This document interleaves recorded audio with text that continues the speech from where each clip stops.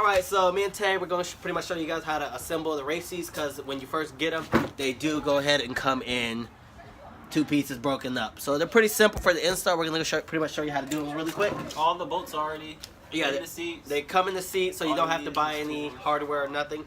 You are going to need pretty much a 17mm socket and a, what was this one? 14.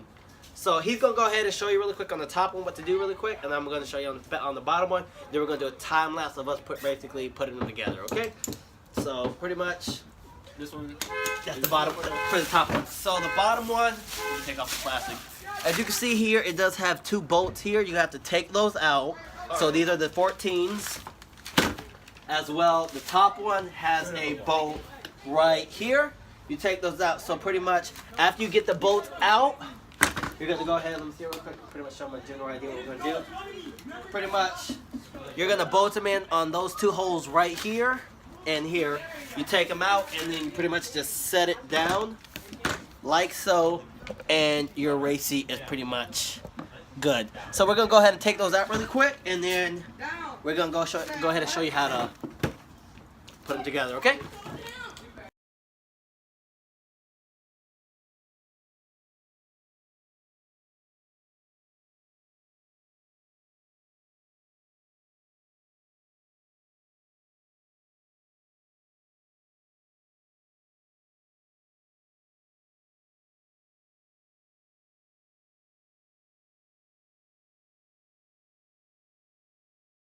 Alright guys, so as you can see today we're just going to talk about and do a quick review on the double rally stripe racing bucket seats and the Tanake 4-point cam racing seat belts. So it is a little bit cold out here, so I am kind of like shivering a little bit.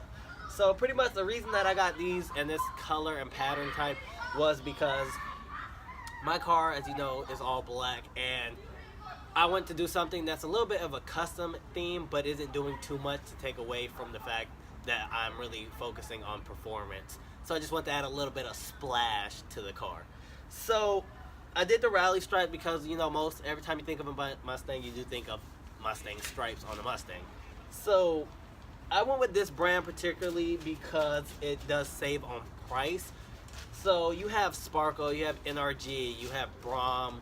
There's lots of race seats, you know, so the variety of choosing one is very high. So you can just go ahead and pick out which type you want. There is kind that recline forward and backwards, that slide up and down. There's the ones like the Sparkle bucket seats don't recline back. However, these do, and the reason I picked the reclining ones are because I use my car as a daily driver, and I do have 2 little brothers that get in the back seat constantly every day. So, plus also I have my friend Tavon or my friend John. They do drive my car on occasion, and John's 6 foot and Tavon's around 5'11", so they are a little bit taller than me and they need to adjust the seat. So, which is also a good thing because, you know, sometimes you want to drive up close depending on what type of driving you're doing. Sometimes you want to relax when you're just driving long trips. Now, when I'm at the racetrack and I'm going down the drag strip, I like to kind of sit up on the wheel to have a little bit more control and feel on the wheel. Now, for example, when I'm going out of town to car shows, for example, tomorrow we'll be going to Speedway down in Orlando, I kind of want to relax because it's a little bit of a longer drive. So if you are thinking about getting race seats when you're on your daily car, those are some things you want to take into factor. Now, think about comfort is always the number one, if they are FIA approved, and also think about the price range. Now, race seats can range anywhere from $200 up to maybe $1,000 if I'm not mistaken. I know the Brom ones that I was looking at were Italian leather, and those were about $1,000 to $1,200.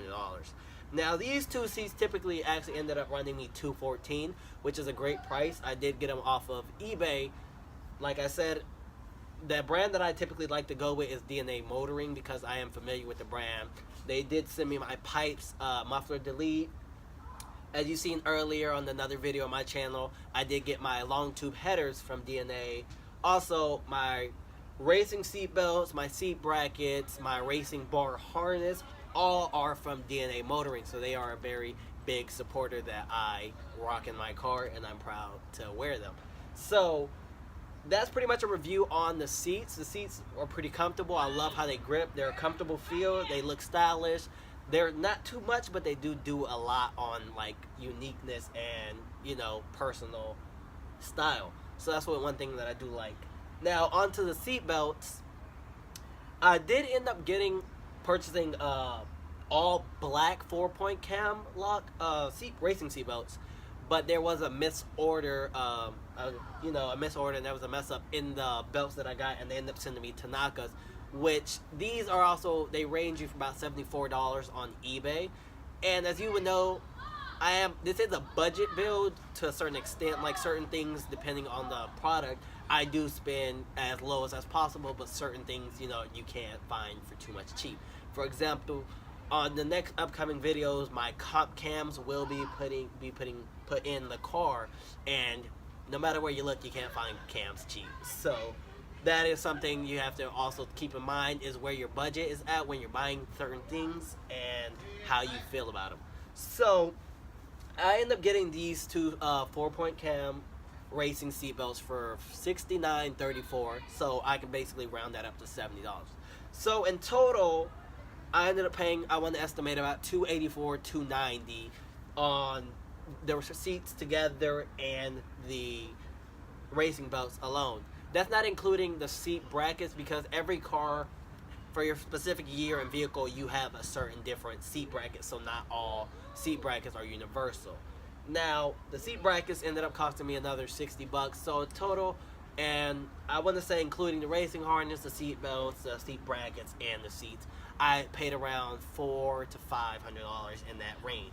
Now, I don't know an estimate, exact number. So it still came out a lot cheaper than the name brand seat like Sparco or NRG or Brom, for that matter.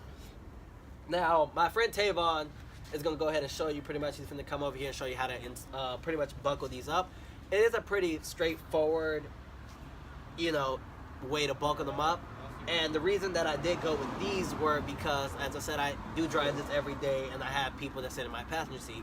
And instead of going with a 5-point, I went with a 4-point, where it's pretty much simple. It's a side-to-side buckle in and straight from the top over the shoulders, 1 and 1.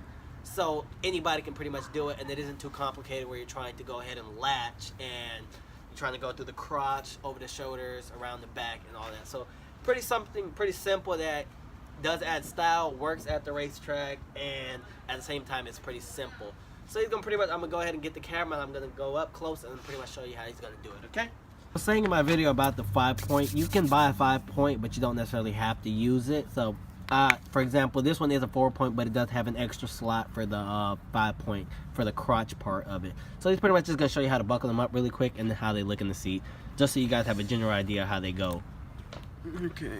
So, and also one thing to know about these, in the cam buckle lock itself, there is one of the main seat belt doesn't come out. Also, when you're doing these, you have to make sure that the trigger is down, so that way they do lock, and to release you just slide up. So it's going to pretty much show you really quick, and that's pretty simple. So you just grab the buckle, you go on the side, it'll click in once it's in. You get your shoulder straps.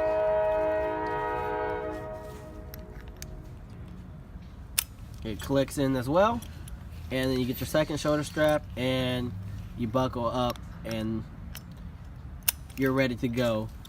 So now you got a perfectly safe and efficient, stylish, and pretty convenient belt, which is not too long. It may take a few extra seconds versus the stock factory belt, and these do hold you into the seat, so you do feel.